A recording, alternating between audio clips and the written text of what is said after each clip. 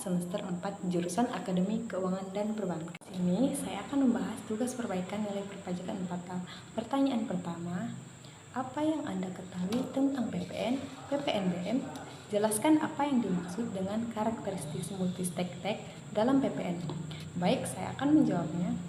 Pajak pertambahan nilai (PPN) merupakan pajak atas konsumsi barang dan jasa di dalam daerah pabean yang dikenakan secara bertingkat dalam setiap jalur produksi dan distribusi.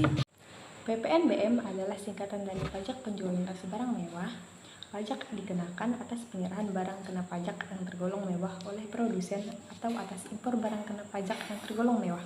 PPN dikenakan di setiap mata rantai jalur produksi maupun jalur distribusi, mulai dari tingkat pabrikan, tingkat pedagang besar, hingga tingkat pedagang pengecer.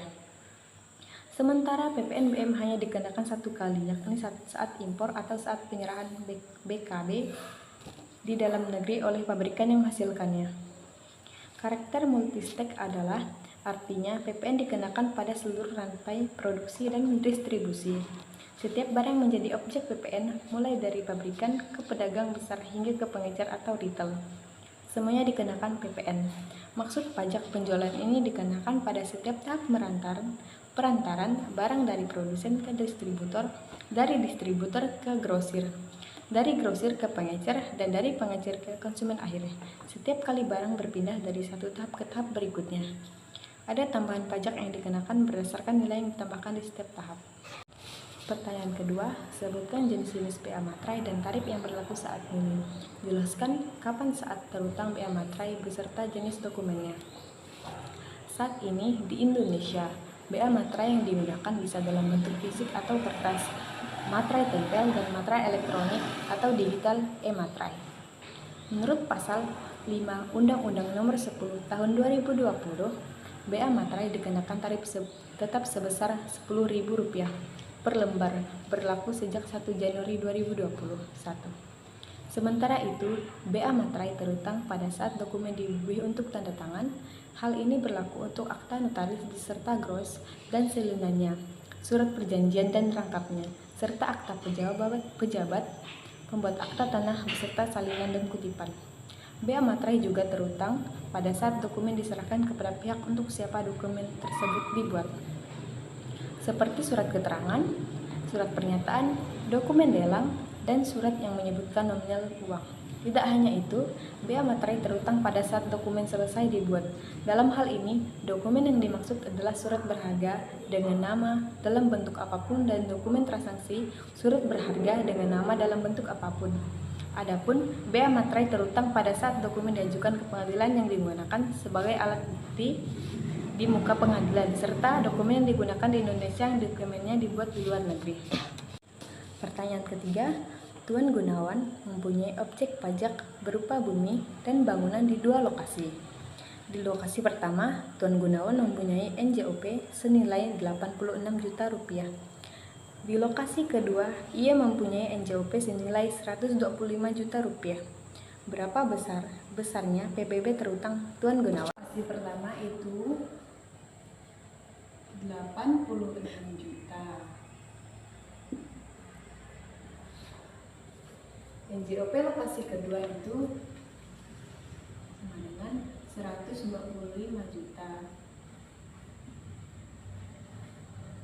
NJOP dikurangi TKP sama dengan 12 juta. Dapat enggak ya?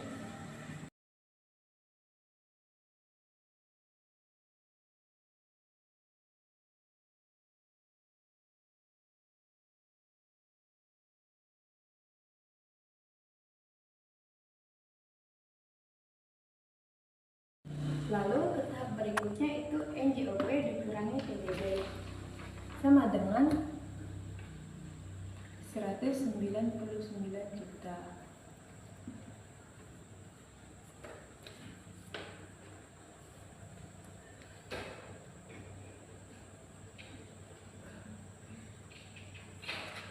Untuk NJKP itu tarifnya 20%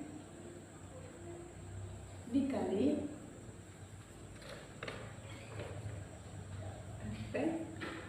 199 juta sama dengan 39 juta 800. PPP terhutang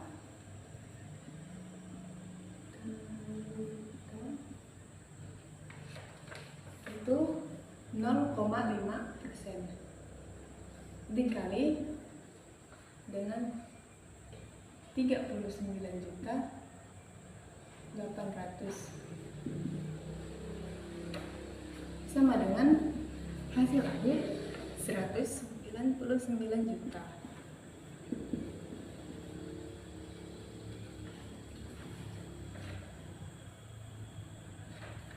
Jadi PBB terhutang Tuan Gunawan adalah sebesar 199 juta. PBB terhutang Tuan Gunawan adalah sebesar 199 juta. Ya. Untuk soal keempat itu ada Nyonya Monika pada tanggal 1 Juni 2024 membeli tanah senilai 980 juta. Berapakah BPHTB terhutang Nyonya Monika? Di sini kita akan menyelesaikan BPHTB Nyonya Monika. Jadi deh, lihat.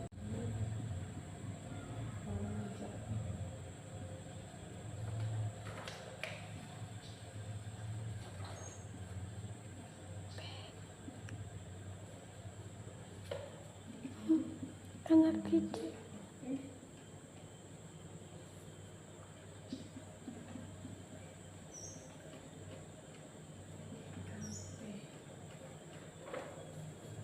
Sama dengan tarif pajak di sini senilai 5%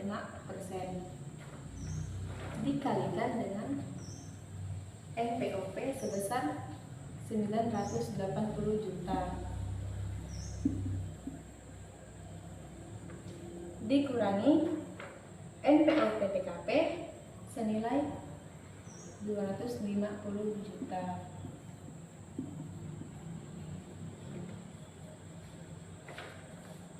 Sama dengan 5% dikalikan dengan 730 juta.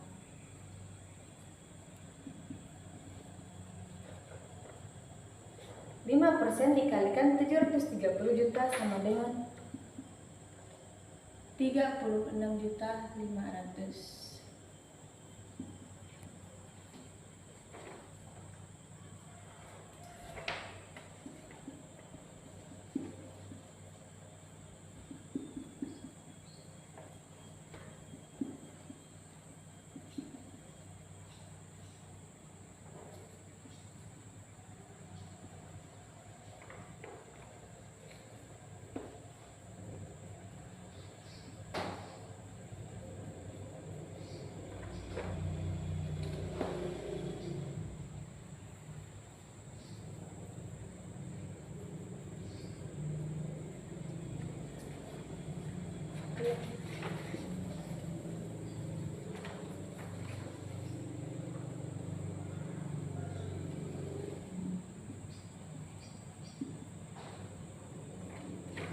Jadi BPHTB terhutang Nyonya Monika adalah sebesar 36.500. Penyelesaian PKP PT San Agustin sama dengan 90 miliar dikurangi 50 miliar itu sama dengan 40 miliar. Jadi pajak terhutang PT San Agustin adalah 25% dikali 40 miliar sama dengan 10 miliar. 10 miliar dikurangi 4 miliar dikurangi juga 2 miliar sama dengan 4 miliar.